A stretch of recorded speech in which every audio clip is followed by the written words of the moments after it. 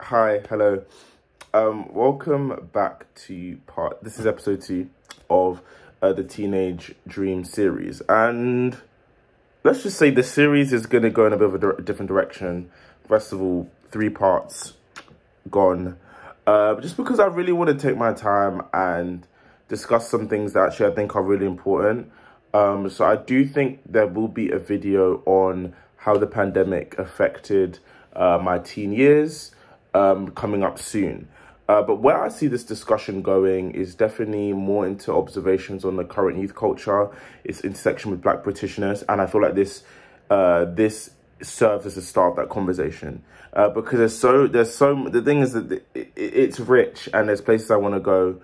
How about I state the places I want to go? Let's do a bit of a roadmap. So this episode is entitled "The Miseducation of the Black Brit," and mainly we're looking at how conventional Britishness, British teenagehood, kind of the stuff we discussed in episode 1, it kind of contradicts Black Britishness. In another part, so this is for a future discussion, we're going to talk about how Black British upbringing, how it is the way it is, and what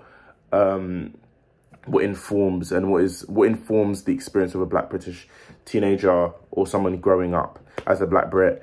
And then I want to talk, and then particularly, can you see by the end of this episode, I want to have a conversation about Mandem culture and just to go a bit deeper into the commodification of, the commodification of it. So, to be honest, this episode, this discussion is when I was kind of tinkering again with the ideas I wanted to discuss. So I literally start because I was kind of telling myself, okay, I'll work backwards to fill in what I'm going to be talking about. So I feel like all BAMEs, all POCs have to go through, or they go through this period of conscientization. That's a word I brought up in my High School Musical video. Go watch that. It's a process that they all have to go through, going through British life and navigating British society, which institutionally, structurally, is still colonial in nature, in the sense where this country is very good at lying. This country is very good at covering things up and just being afraid to acknowledge the structural way it's built and how it doesn't necessarily fit. It doesn't necessarily accommodate to non-white people. Anyone like that. Oh, I've led into okay. Go. And I think another thing for ethnic minorities, I hate the word BAME, but for a lot of ethnic minorities in this country, because in some sense there is this pressure to assimilate into British culture. I think British education is a big part of that, but I think there's this feeling that you are a participant in. No, you're not a full participant. It's like you're kind of able to observe and look. It's like don't look, don't touch. But I do feel like this is more second, third, fourth, whatever generation problem of those who come from have an immigrant background but were born in this country. It's this realization that as you go through a British upbringing, that there's a very antiquated nature to it, in the sense that it's not really fit for purpose, or it's not really inclusive. I think that's generally the word. I think back to my childhood, it would be things like World Book Day, not having anyone who looks like you, or anyone that you can actually feel a connected to. Do you get what I mean? I remember one year, I dressed up as Tintin. No one knew who the hell I was. I was just some black boy in a blue jumper. There's other time, this is actually quite a funny story.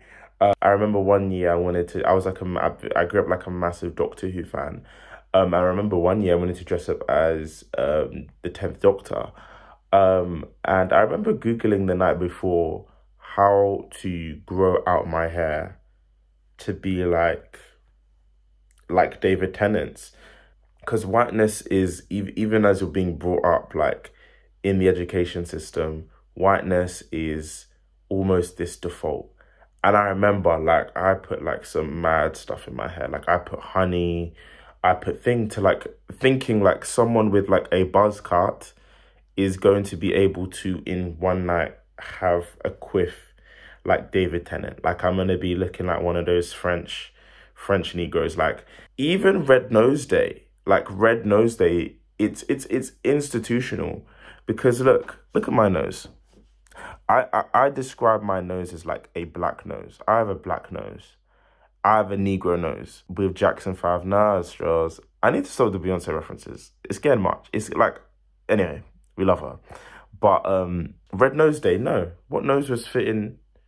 What nose was fitting this?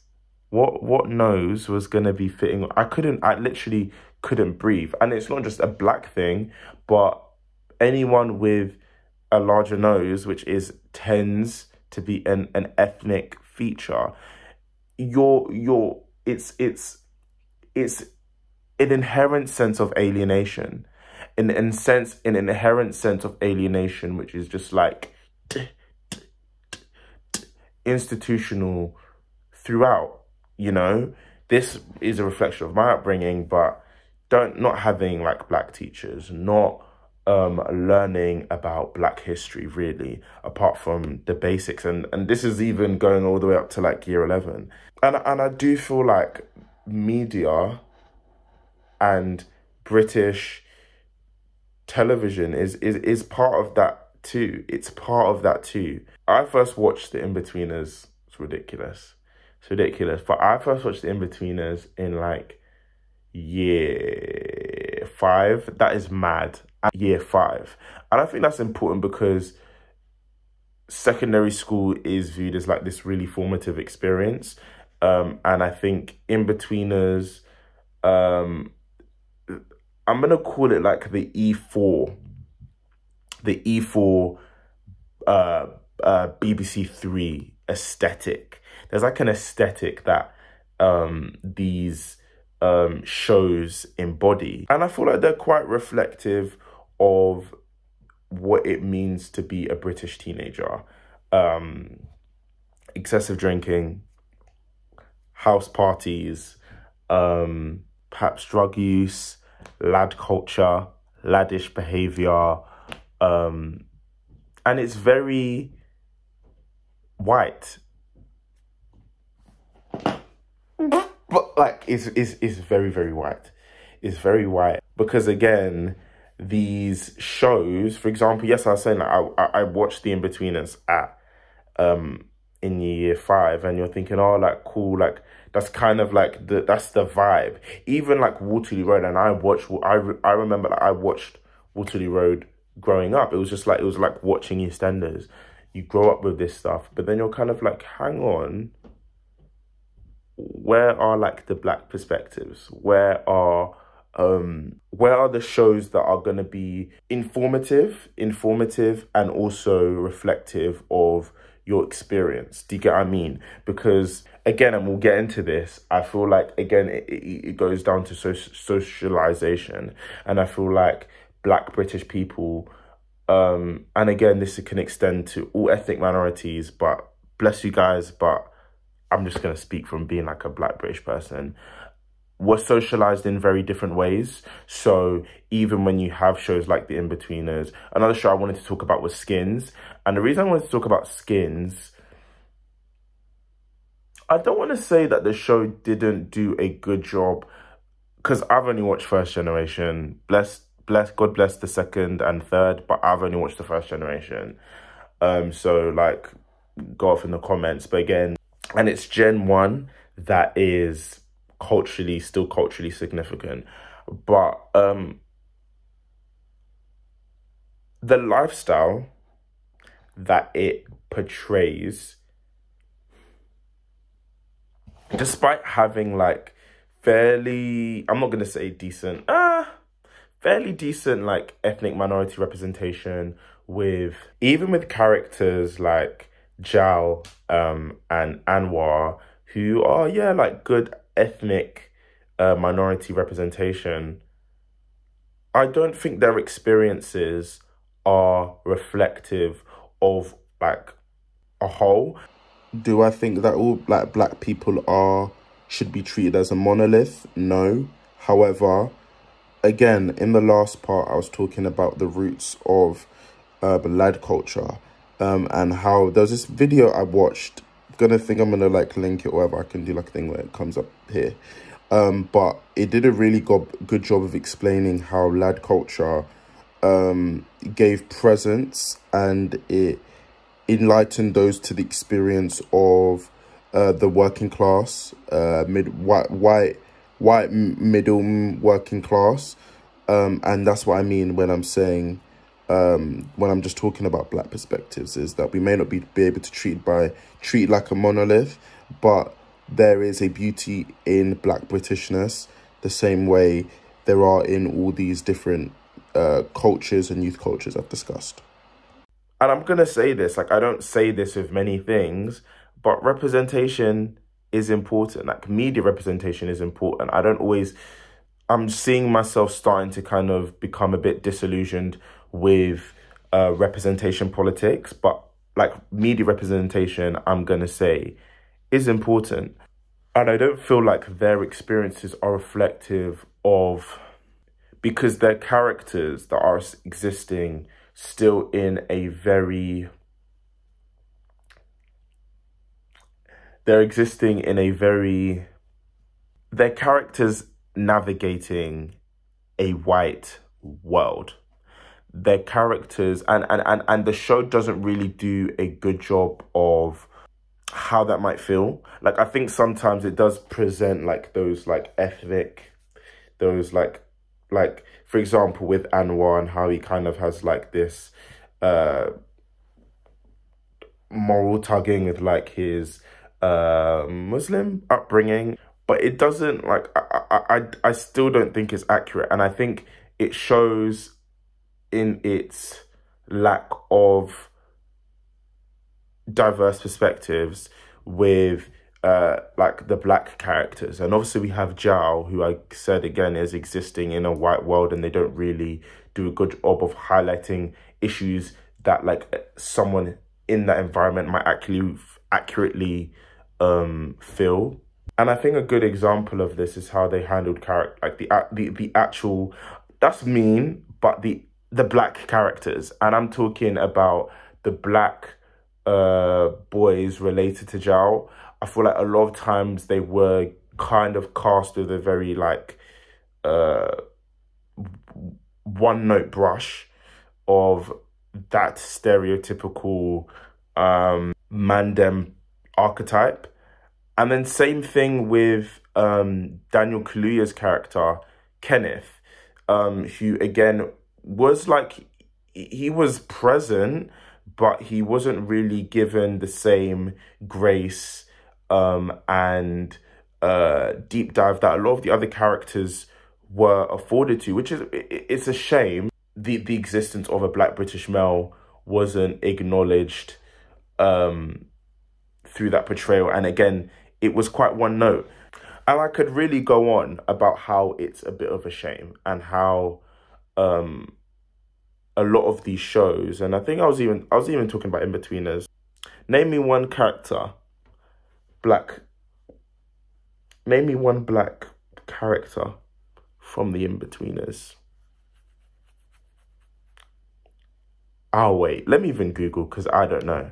Yeah, I'm not seeing any blacks. I'm not seeing any black. I've watched the show many years ago, but I'm not seeing any blacks. So black British people have not really been given the grace to nuanced expression, and we've not been given the opportunity to participate in like this traditional British coming of age lifestyle.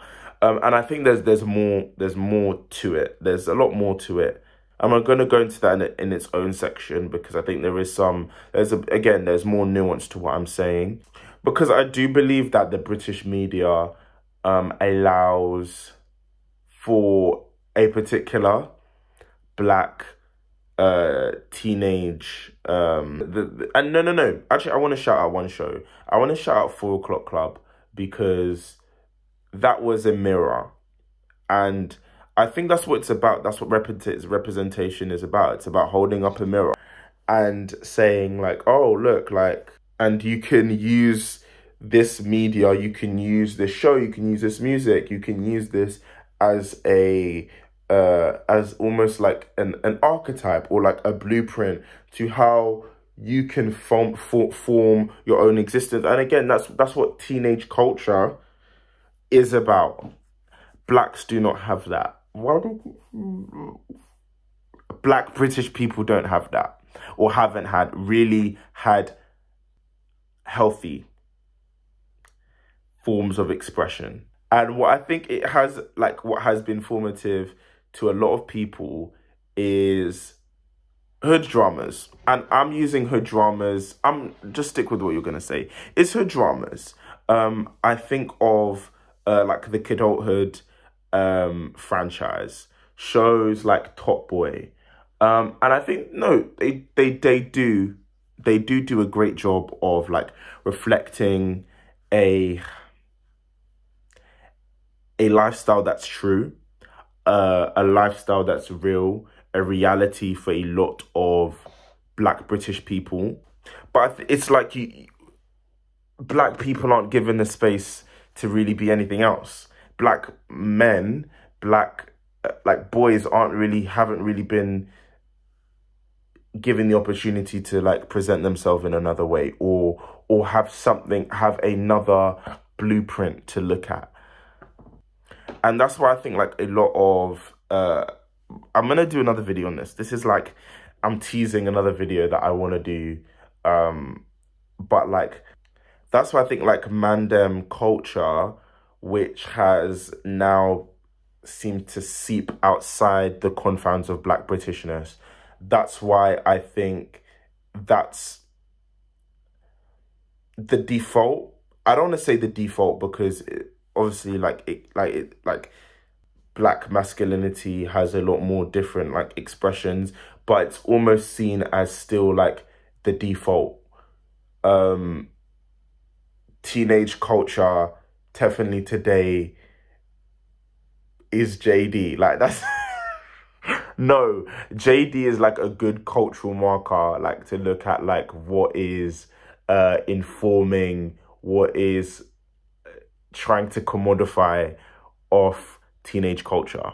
You know, when there's not that nuanced expression of like Black teenagehood, Black identity, Black expression, and it's kind of leaning towards this lifestyle with a lot of negative connotations, I feel like you're shooting people in the foot a bit, because there's no way that any boy, Black, white, Asian, whatever, should be trying to participate in an aesthetic of a lifestyle that has serious consequences and is a symptom of the marginalized, the oppressed.